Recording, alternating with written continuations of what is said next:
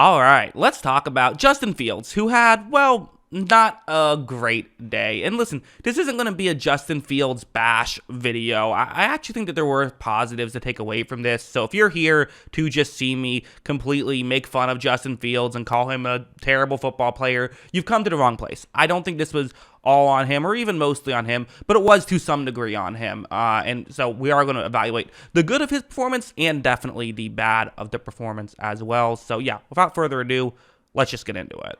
Let's start off with this play. We're talking about the passing game, and, I think that there were definitely maybe higher expectations than what we saw at times. There were still flashes, though, of just, what we wanted to see, which is players getting open quickly for Justin Fields, and specifically DJ Moore, who is, that's kind of the big thing, right? They added DJ Moore. I mean, there was even a graphic shown about how, when you see young quarterbacks get a receiver in year 3, they brought up Josh Allen, they brought up Jalen Hurts, which is a bit of a misleading graphic. Not every quarterback who gets a good receiver in year 3 ends up, being the superstar, but, still, it's something to bring up, and it's certainly the upside that we saw for Chicago, and there were flashes of that upside like this. I believe this is the zone coverage play. You see DJ Moore's route, just a quick route over the middle. And right when this begins, Moore runs the route really well, where he kind of doesn't give anything away, but the second he cuts over the middle is really open right here. And for Fields, he just didn't have this consistently last year. But again, there were flashes here and there, like Darnell Mooney did a decent job, Cole Kmet did a decent job, but not consistently. And they needed a number one guy. I think, everyone kind of admits that. And we saw Moore be that guy at times, including on this play. And also, Fields puts this one right on the money that allows Moore to make the catch and continue running after the catch. They blew it dead, basically right at the end of when I showed that play, which was weird because I thought that he was still kind of moving forward. But regardless, really good stuff from Justin Fields. And it's, again, kind of one of the things that I always felt like with Justin Fields is if you put him in a tough situation, he might compound those mistakes at times. But if you put him in a good situation, he's going to get the most out of it and then some. And that's what we saw him do when there were good situations happening. Also, something like this, which is the running game. I mean, we got to talk about the running game. Again, people kind of view this as a negative, right? Can Fields be an effective passer is always the question, which, okay, it's a fair thing to bring up, but also, at the end of the day, if you're getting the ball down the field, I don't care if you're running it or throwing it, right? It doesn't matter. Lamar Jackson's first year, he was not an effective passer. He still got his team to the playoffs. The goal is to have a good offense, not to have a good passing attack, and being able to do this helps everything, helps your passing attack as well, where Jair Alexander, who I've circled on this play, he is going to be blitzing, and I gotta be honest, I'm not sure if Justin Fields didn't notice this, or he just didn't care. Because watch how, you see Jair Alexander gets there. Fields just now is noticing this and going to do his patented spin move away from pressure, which, I don't know, I feel like defenders, you almost have to be aware of that at a certain point. Know that that's what he wants to do, and maybe even go a little, a half step towards the outside to try and be prepared for that. Not that that would be enough, because he's still so quick, you probably couldn't do it, and he can step up if you do that, so it's it's tough either way. But still, you see that right here, he's really right now is when Fields is starting to make a move. And as you see, when he gets around Jair Alexander, he makes it look easy. And now he's at this part where, one thing that I feel like Fields doesn't get enough credit for, everyone credits how fast he is. Everyone credits how good of a runner he is in terms of athleticism. I feel like he doesn't get enough credit for being a smart runner, because a lot of times being a good scrambling quarterback is just as much about being smart as it is about being fast. There's a defender moving towards the bottom of the screen. A lot of guys would just try to run past him. We know Fields could, but Fields is going to take a different route here. Watch him instead cut back towards the middle to where, there was another defender, but even if that defender made a tackle, Fields was still getting the first down, and Fields got to avoid that tackle. So really good stuff there by Justin Fields, in my opinion, and these are the things that he does consistently. He's constantly doing this. However, there was a downside of it as well. And the downside is still going to start off with a highlight reel-esque play. But first, we have to talk about just what the situation is. This is a third down and 20 at this point. Justin Fields takes the snap, doesn't love what he sees. There was a small chance he would, but look at what he does to get outside of the pocket. Again, it's incredible stuff. He's so difficult to bring down. I don't know if I've ever seen someone quite like him. You know, like Cam Newton was tough to bring down, but that was because he was like big. Lamar Jackson's tough to bring down because like he's like impossible to like touch. Basically, it feels like it feels like Justin Fields is the perfect almost combination of those two guys. He's so hard to bring down because he is big, but he's also so difficult to touch as well. It's really incredible. However, now for the part I don't love. At this point, again, keep in mind how far he has to get. He's currently standing at his own 13-yard line. He has to get to the 30. He still has 17 yards to go, and there are several defenders in front of him. The odds of him getting the first down here are basically 0. And he's still going to lower the shoulder and try to make something happen. And that's a big hit. He kind of did slowly get up a little bit. I mean, he shook it off. You could tell he was kind of, doing the quickly get back to the sideline move. But you could also tell it was hurting him a little bit. And again, that's one thing.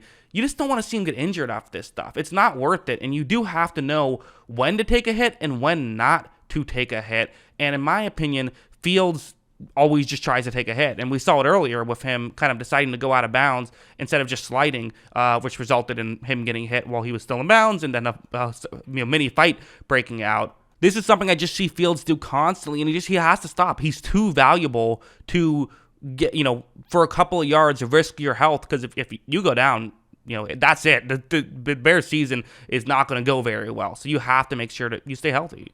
Going over to this play, to be honest, I think a lot of what Fields needs to do is just trust his teammates more. He's kind of been in that situation where like he kind of used to having to be Superman all the time. And it's like, you have some talent around you now. Like, you don't have to be the guy. You can be that superstar player at times, but just do it when it makes sense. Don't just look to do it. This is a good example where it's 3rd down and 3, and you have 3 eligible receivers towards the bottom of the screen. That's where Fields is looking towards. And to be honest, to me, this is the route that he should be looking at, I think. It's just a quick route towards the sideline, really quick. And with Jair Alexander playing as far off as he's playing, I believe this is DJ Moore. I can't exactly see the number, but I'm pretty sure it's DJ Moore. This is, to me, what his pre-snap read should be. Right when this play begins, he takes a snap and he's looking in that direction, but I believe he actually wants to throw to one of the other 2 players. But if he makes this throw now, this is a completion, and he does have to kind of quickly get the ball out of his hands. If not, there are a couple of check down routes that he probably should look towards as well, because yes, he is Fields, he is a great runner, but it's more difficult for a quarterback to run past the defensive line when there's 4 guys trying to tackle him than for someone on a check down that maybe only has 1 guy trying to tackle them. Instead, Fields tries to, scramble out. And listen, sometimes this works, but sometimes it results in a fumble like this. If he didn't fumble, I still don't think they get the first down right there. I still think that's a 4th down. And they had opportunities to get a first down. That was a pretty decent situation on that play. So, of course, more often than not, this works for Fields. But the good, I think still outweighs the bad. It's just, it doesn't always work out. And sometimes you do have to just kind of throw the football. Because, on the next drive, that's kind of what he did. He went very much to a pass-heavy, mindset. And I almost wonder if someone, said, hey, guys are getting open. You can throw the football, and it worked. I mean, this play was a good example. And kind of a great example of, again, what I talked about on that first play I showed you, of what you're hoping to see if you are a Bears fan so Darnell Mooney, this is Chase Claypool running a deep route over the middle. That's going to get the corner to move further towards the middle of the field. And part of why they made the effort to go out and get Chase Claypool and get DJ Moore isn't just for what they can bring to the table, winning one-on-one matchups, but also what they can do to help set up other things. I think one of the more underrated aspects of football is the setup route and having several different receivers who can run good routes, and you're going to see that on this play. Because that's Darnell Mooney's route, and if the corner does get taken away by Chase Claypool, you could have an open player. Watch as you see, you're going to see Justin Fields take the snap. He fires one, who's under pressure too, but he decides to throw it this time, and Darnell Mooney is wide open. Really good job by Mooney, but also really good job by Chase Claypool. And as you see, Mooney makes the catch. Also not great defense. Have to throw that out there. Did not get through the switch well enough, so that's obviously an issue that they need to fix for sure. But again, while there was some inconsistencies in Fields' play, there definitely were some real bright spots in this game as well, I thought. But then this play happened, which this was the dagger, and it's one of those things where it's like one play in a vacuum isn't the end of the world, but I mean, this was, it was a tough play, especially given the fact that it looked like you were kind of crawling back into the game. You got the touchdown to go down 10, but then you give up a touchdown right back, and then this play, which this was the worst play of the game, in my opinion, from Fields, who had some bad plays in this one. It's zone coverage.